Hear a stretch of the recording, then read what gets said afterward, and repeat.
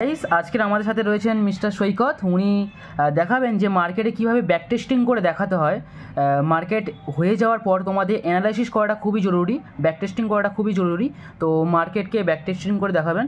তো মিস্টার সৈকত আপনি দেখান, কি বলতে চান বলুন। একদম তাই, যত প্র্যাকটিস করবে ততই তোমাদের স্কিল ইমপ্রুভ হবে। দেখো আমি এখানে নিফটি ব্যাংকের চার্ট খুলে রেখেছি। নিফটি ব্যাংকের 2রা মার্চের পর থেকে যে 2রা মার্চের পরে 4ঠা মার্চ গ্যাপ আপ ওপেনিং দিয়েছিল।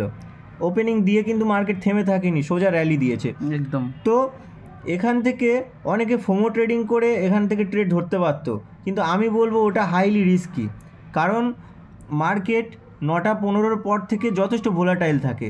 তো মার্কেটের ফোমোতে না পড়ে তোমরা যদি তারপরে আরও বসে থাকতে মার্কেটে, তোমরা অনেক কিছু চার্ট আঁকতে পারতে। যেমন আমি এখানটা এঁকেছি উপর থেকে ট্রেন্ড লাইন। আচ্ছা, তাহলে আমাদের কি এরকম জায়গায় কি পুটের পজিশন নেওয়া উচিত, বা এখান থেকে তো একটা পুটের পজিশন তো হতে পারতো, যেহেতু মার্কেট একটা রেঞ্জের মধ্যে থেকে নিচে নেমেছে। হ্যাঁ, হতে পারতো, কিন্তু পুটের যদি কেউ স্ক্যাল্প করে বার হয়ে যেত সে বেঁচে যেত। কিন্তু তাছাড়া এখানে বারবার যেভাবে এসএল হান্টিং হতো, কারণ তুই দেখ যে এখান থেকে যদি কেউ পুট নিত এন্ট্রি, নিচে নামতো কিন্তু ওপরে উঠতো, হয়তো ওখানে টাচ করতে পারতো না, কিন্তু প্রিমিয়াম ডিকে হয়ে যেত। এক্স্যাক্টলি, প্রিমিয়াম প্রচুর ডিকে হয়ে যেত।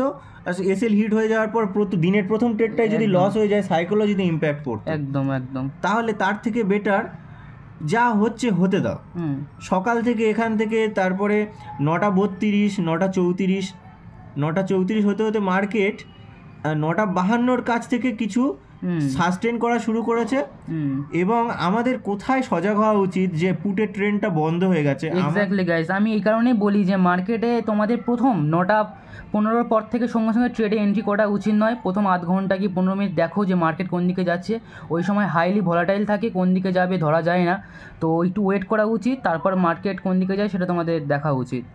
তো এখান থেকে যে দেখা গেছে যে মার্কেট একটা উপরের দিকে ট্রেন্ড দিয়েছে, তো এটা কিভাবে আমরা ধরতে পারতাম? একদম, এইটা ধরার জন্যে স্পেসিফিক্যালি আমাদেরকে নোটিস করতে হবে যে মার্কেট না মর্নিং আওয়ার্সে একটা কিছু হয়ে যাওয়ার পরে তার হাতে উল্টো দিকে র্যালি দেওয়ার জন্য একটাই অপশান থাকে, সেটা হচ্ছে লিকুইডিটি তৈরি করে ট্র্যাপ করে, স্মার্ট মানি কনসেপ্ট বলে যেটাকে, সেইভাবে উপরে যাওয়া। তো এখানে আমি কিভাবে স্মার্ট মানি কনসেপ্ট অ্যাপ্লাই করব? এখান থেকে তোমরা দেখতে পাচ্ছ একটা আমরা বলি না চূড়া বানিয়ে, এই যে জায়গাটা, এটা কিন্তু বিয়ারিশের কিন্তু সংকেত দিচ্ছে 1 মিনিটের ক্যান্ডেলে, তাও বিয়ারিশের সংকেত দিল। তারপরে এখানটায় ইনসাইড ক্যান্ডেল একটা বানালো, গ্রিন ক্যান্ডেল। তারপরে রেড ক্যান্ডেলটা ইন্টারেস্টিং, রেড ক্যান্ডেলটা বানিয়ে কিন্তু নিচে টিকি ছেড়ে দিল একটা, মানে এখান থেকে বুঝতে হবে যে বাইং সাইডে প্রেশার আছে একদম। তারপরে এখান থেকে ফার্দার এই যে রেঞ্জটা, এই যে দুটো লাইন টেনেছি, এই রেঞ্জের মধ্যে আগের দিন মার্কেট স্টপ হয়ে গেছে একদম। এটা একটা স্ট্রং সাপোর্টের কাজ করছে পুরো রেঞ্জটাই। এই রেঞ্জের মধ্যে যতক্ষণ আছে আমি ট্রেড নেবো না। এই রেঞ্জের উপরে থেকে কিন্তু র্যালি দিয়েছিল, আসছি আস্তে আস্তে। মার্কেট এখানটায় পড়ার চেষ্টা করলো, পড়তে পারলো না। ভেরি ইন্টারেস্টিং, পুরো মন দিয়ে শুনবে গাইস।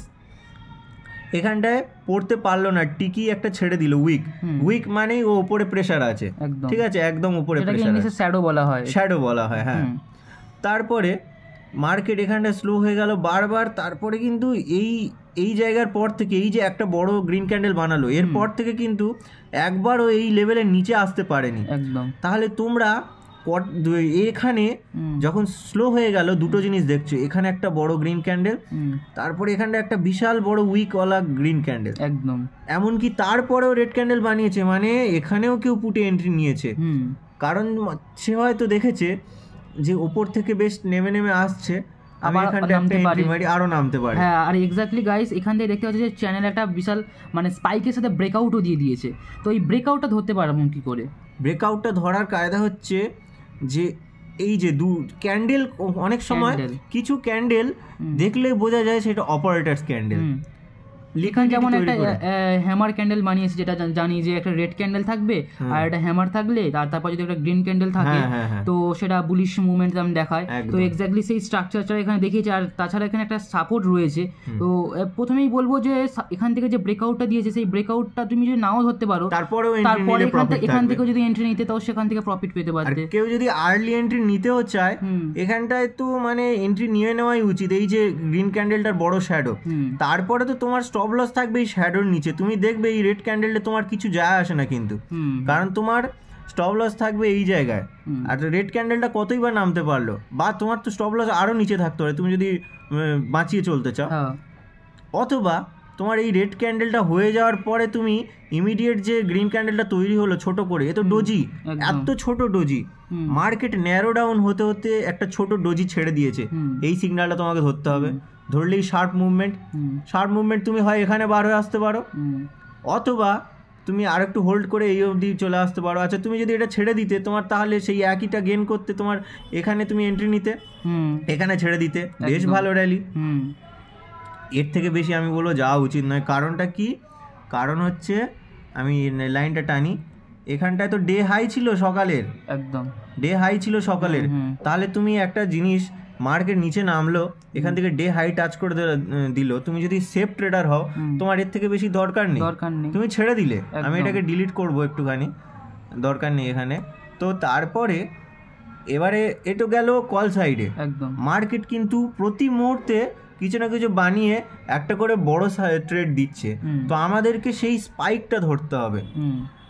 একটা স্পাইক সকালে দিয়েছিল, কেবলমাত্র যারা বিটিএসটি নিয়েছিল তারাই এটা সাকসেস করতে পেরেছে মোস্ট প্রবাবলি, একদম খুব কম লোক এখানে হঠাৎ করে ঢুকতে পেরেছে। আর প্রিমিয়ামও ওই জায়গায় আমি বলবো একটু প্রবলেম হয় আর কি, এসএল পাওয়া যায় না, এসএল কোথায় দেবো খুঁজে পাওয়া যায় না, কিছু বানায়নি কি এসএল, আর খুব লং এসএল দিতে হয়, তো সেটা খুব রিস্কিও হয়ে যায়। তো এখান থেকে দেখতে পাচ্ছি গাইস, তারপর কিছুক্ষণ কনসিডার করার পর মার্কেট এখান থেকে বিশাল বড় একটা স্পাইক দিয়েছে এবং পুটের দিকে মানে ভালোই প্রিমিয়াম স্পাইক দিয়েছিল আর ভালোই প্রফিট করা যেত। তো এখান থেকে যে স্পাইকটা দেবে বা এখানে কীরকমভাবে চার্ট অ্যানালাইসিস দেখে আমরা বুঝতে পারবো যে এখান থেকে নিচে পড়তে পারে, এটা তো খুবই ইজি। আমি বলছি এইটাই তো, মানে কেউ যদি মানে বলে না মার্কেট শুরু করে বিগিনাররা, শেষ করে হচ্ছে অপারেটররা বা এক্সপিরিয়েন্স লোকেরা, তো মেজরিটি অফ কেস আমি দেখেছি যে বড় বড় ট্রেন্ড মার্কেটের দুপুরবেলা অথবা বিকেলবেলা দেয়। মোটামুটি সকালবেলার থেকে তো মাঝামাঝি দিনের মাঝামাঝি সময় বা দুপুরবেলা বেশি ভালো ট্রেড দেয়। তো এটা কিন্তু দেখছি একটু এক্সেপশন, 10:43 সময় ট্রেডটা দিয়েছিল আর এটা কন্টিনিউ হয়েছে 11:06 অবধি। তো এইটা আমি কিভাবে ধরতাম, এখানটায় 1 মিনিটের ক্যান্ডেলে লক্ষ্য করছি যে বাইং তো এসছিল খুব শার্প একদম, কিন্তু বাইংটা আস্তে আস্তে স্লো হয়ে যাচ্ছে। আর এখানটায় প্রত্যেকের মাথায় একটা করে উইক আছে বা শ্যাডো বলি যেটা আমরা, তাছাড়া আমাদের এখানটা একটা স্ট্রং রেজিস্ট্যান্স রয়েছে যেটা আমরা একদম অনেক পিছন থেকে টেনে এনেছি, ঠিক আছে, যেটা লেভেলটা হচ্ছে 47,505, আচ্ছা মানে 500ই ধরে নিচ্ছি রাউন্ড ফিগারে, 47,500। স্ট্রং রেজিস্ট্যান্স যেহেতু আছে, তো যারা বাইং করেছিল তাদেরও একটা কনফিডেন্স ছিল এখানে, আর কিছু কিছু লোক অলরেডি সেলিং শুরু করে দিয়েছিল, তার কারণে এই শ্যাডোগুলো বানাচ্ছে। তো মার্কেটে ক্যান্ডেলের তোমার স্ট্রাকচার দেখতে হবে যে ক্যান্ডেলটা কোন ধরনের ক্যান্ডেল, ওপরে শ্যাডো রয়েছে না নিচে শ্যাডো রয়েছে, সেই অনুযায়ী আমাদের একটা ডিসিশন নিতে সুবিধা হয় বা ডিসিশন নেওয়া যায় ক্যান্ডেলের শেপ দেখে। তো এখানে সেই কারণে দেখতে পাচ্ছি যে ক্যান্ডেলের শেপগুলো দেখো গাইস, ওপরে কত বড় টিকি বা শ্যাডো যেটা বলতে পারো। আর তাছাড়া এখানটা একটা রেজিস্ট্যান্সের কাছে একটা চ্যানেলের মধ্যে উপরে যে ক্যান্ডেলটা দেখতে পাচ্ছ গাইস, ইনভার্টেড হ্যামার, তাই তো এক্স্যাক্টলি এটা ইনভার্টেড হ্যামার। তো সেখান থেকে ইনভার্টেড হ্যামার বানালে মার্কেট একটা নিচের দিকে যাওয়ার প্রবণতা থাকে। আমি এখানে আর একটু সাইকোলজি বলবো, এখানে একটা যে কোনো মার্কেট ন্যারো হয়ে যাওয়ার পরে খুব শার্প মুভমেন্ট দেয়, সে একটা সমান্তরাল কনসলিডেশন হোক বা এইভাবে ট্রেন্ড ওয়াইজ কনসলিডেশন হোক, যায় আসে না। কিন্তু যদি ন্যারো ডাউন হয়ে যায় মার্কেট, এখান থেকে যে সুইংগুলো কিন্তু আস্তে আস্তে ছোট হয়েছে, তোমরা লাইন দুটো লক্ষ্য করলে দেখবে লাইন দুটো পরস্পরকে ছুঁতে চাইছে, আমি যদি আরো দূরে টানি, এইটাকে বলে trend narrow down. Trend narrow down হওয়ার পরে যে রিভার্সালটা আসে, সবচেয়ে বড় রিভার্সাল আসে সেইটা, একদম। তো এখানে কি হচ্ছিল, বায়াররা পুশ করছিল মার্কেটকে, সেলাররা নামাচ্ছিল, পুশ করছিল নামছিল, আস্তে আস্তে ওদের মধ্যে কম্পিটিশন ধরে নিন এত বেড়ে গেছিলো যে ওরা একটা পার্টিকুলার জায়গার মধ্যে বাইং সেলিং করছে। তারপরে এইখানে আসার পরে এর কাছে আর কিছু করার চারা থাকে না, যে কোনো একজনকে জিততে হবে, ছেড়ে দিয়েছে বায়াররা, এখানে দুর্বল হয়ে পড়েছে। আর এখান থেকে যখনই একটা রেড ক্যান্ডেল দিল, এখান থেকে যারা হোল্ড করছিল তাদের ট্রেলিং স্টপ লস গুলো তো নিশ্চয়ই এইসব পয়েন্টে আছে, এই এখানে। তো সব ট্রেলিং স্টপ লস গুলো চেন রিয়াকশন একদম, মানে এটা কিন্তু কেউ এক্সিট করছে বলে এত বড় ক্যান্ডেল হয় না, এগুলো মেশিনের যে স্টপ লস দেওয়া আছে অটোমেটিক্যালি অটো স্কোয়ার অফের কারণেই কিন্তু এত বড় এইগুলো ধরতে পারলে সেই বড় গেনার।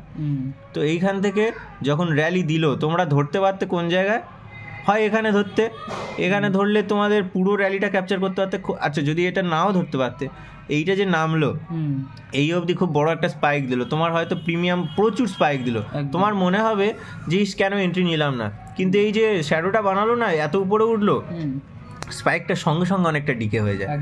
তারপরে এই গ্রিনটা যে ক্যান্ডেলটা বানালো আরও ডিকে হয়ে যায়। এর পরবর্তী এই রেটে তোমরা কনফার্মলি যদি নিতে, তাও কিন্তু এত বড় র্যালি, কত থেকে কত, হ্যাঁ 47,436 থেকে 47,242, মানে প্রায় 200 পয়েন্টের মুভমেন্ট গাইস ব্যাঙ্ক নিফটিতে। আর কি চাই, ব্যাঙ্ক নিফটিতে আমরা 100 পয়েন্টের জন্য খুঁজি যে কোথায় 100 পয়েন্টের ট্রেন্ড একটা পেয়ে যাই, হ্যাপিলি বার হয়ে যায়, তার জায়গায় 200 পয়েন্ট, তাও আমি কোথায় বলছি সেফলি। এরপরে সুইং নিয়ে আরও একটা ধাপ নেমেছে, সেটা তো আমি বলছিই না, আমি বলছি এখানে এক্সিট, হ্যাঁ 244 কি 42-এ, ব্যাস দ্যাটস ইট। তারপরে তোমার আর কিছু করার থাকে না, মার্কেট তো এবারে বোরিং হয়ে গেছে। একদম দিনে অতগুলো ট্রেড নেওয়ার পরে আর ভাবার কোনো দরকার নেই। 4ই মার্চ অনেক কিছু হয়েছে, তারপরে এমন কোনো জায়গা দেখতে পাচ্ছি না 4ই মার্চে ওই দুটো বাদে যেখানে আমি কনফার্মলি বলতে পারবো যে এখানে এন্ট্রি নেই। Okay okay okay, thank you thank you thank you thank you guys, thank you.